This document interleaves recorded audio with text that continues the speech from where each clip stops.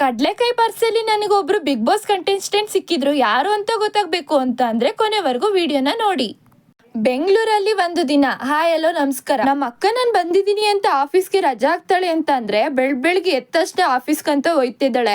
ಮಧ್ಯಾಹ್ನ ಊಟಕ್ಕೆ ಅಂತ ಅಂದ್ಬಿಟ್ಟು ನೂಡಲ್ಸ್ನ ಮತ್ತೆ 2 ಸ್ವೀಟ್ನ ತಗೊಟ್ಬಿಟ್ಟು ಹುಷಾರು ಅಂತ ಹೇಳ್ಬಿಟ್ಟು ಹೋಗ್ತಾ ಇದ್ದಾಳೆ. ಏನು ಕೆಲ್ಸನೂ ಮಾಡದೆ ಕೂರಕ್ಕಂತೂ ಆಗಲ್ಲ, ಇಲ್ಲಾಂದ್ರೆ ಬೋರ್ ಆಗುತ್ತೆ. ಅದಕ್ಕೆ ಪಾತ್ರೆ ಇತ್ತು ಅಂತ ಹೇಳ್ಬಿಟ್ಟು ಸ್ವಲ್ಪ ಪಾತ್ರೆ ಎಲ್ಲ ತೊಳೆದ್ಬಿಟ್ಟು ನೀಟಾಗಿ ಜೋಡಿಸಿ ಇಟ್ಟೆ. ಆಮೇಲೆ ಫ್ರೆಶ್ ಅಪ್ ಆಗ್ಬೇಕು ಅಂತ ಹೇಳ್ಬಿಟ್ಟು ಹೀಟರ್ನ ಬಕೆಟ್ ಅಲ್ಲಿ ಹಾಕ್ಬಿಟ್ಟು ಕಾಯಿಸ್ತಾ ಇದೀನಿ. ಊರಲ್ಲಾಗಿದ್ರೆ ಅಂಡೆ ನೀರ್ನೇ ಹೊಯ್ಕೊಳ್ಬೋದಿತ್ತು. ಫ್ರೆಶ್ ಅಪ್ ಆಗೋಕ್ಕಿಂತ ಮುಂಚೆ ಫೇಸ್ ಗ್ಲೋ ಬರ್ಲಿ ಅಂತ ಹೇಳ್ಬಿಟ್ಟು ಹನಿನ ಯೂಸ್ ಮಾಡ್ತಾ ಇದ್ದೀನಿ. ನಿಮ್ದು ಏನಾದ್ರೂ ಏರ್ ಫಾಲ್ ಆಗ್ತಿದ್ರೆ ಬಾದಾಮಿ ಎಣ್ಣೆನ ಹಚ್ಚಿ, ಆದಷ್ಟು ಏರ್ ಫಾಲ್ ಅವಾಯ್ಡ್ ಆಗುತ್ತೆ.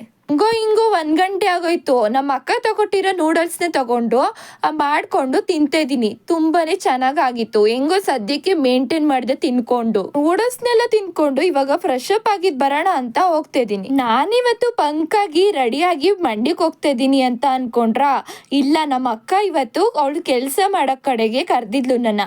ಅದಕ್ಕೆ ಬಸ್ ಹತ್ಕೊಂಡು ರೆಡಿಯಾಗಿ ಹೋಗ್ತಾ ಇದೀನಿ.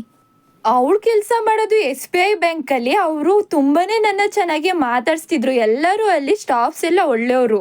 ಅಲ್ಲಿ ಎಲ್ಲರನ್ನೂ ನನಗೆ ಇಂಟ್ರಡ್ಯೂಸ್ ಮಾಡ್ತಿದ್ರು. ಇವರು ಮೈಲಾರಪ್ಪ ಸರ್ ಅಂತ, ಇವರು ತುಂಬಾನೇ ಚೆನ್ನಾಗಿ ನನ್ನ ಮಾತಾಡ್ಸಿದ್ರು. ಇವರು ನಂಜುಂಡಪ್ಪ ಸರ್ ಅಂತ, ಇವರು ಅಲ್ಲೇನೆ ಸ್ಟಾಫು. ಬೇಬಿ ಹೆಸರು ಓಶಿಕಾ ಅಂತ. ಇವ್ರಮ್ಮ ಇಲ್ಲೇ ಕೆಲಸ ಮಾಡೋದು. ನನ್ಗಂತೂ ಈ ಹುಡುಗಿ ತುಂಬಾನೇ ಇಷ್ಟ ಆಗೋಯ್ತು. ಇವ್ರು ಬಂದು ಮಂಡ್ಯದವ್ರೆ. ಇವ್ರ ಆಫೀಸಲ್ಲಂತೂ ತುಂಬಾನೇ ಚೆನ್ನಾಗಿ ಟ್ರೀಟ್ ಮಾಡಿದ್ರು. ಎಲ್ಲ ಕಡೆ ಇದೇ ತರ ಸ್ಟಾಫ್ ಸಿಕ್ಕಿದ್ರೆ ಭಾನುವಾರ ಕೂಡ ಕೆಲ್ಸಕ್ಕೆ ಹೋಗ್ಬೋದು.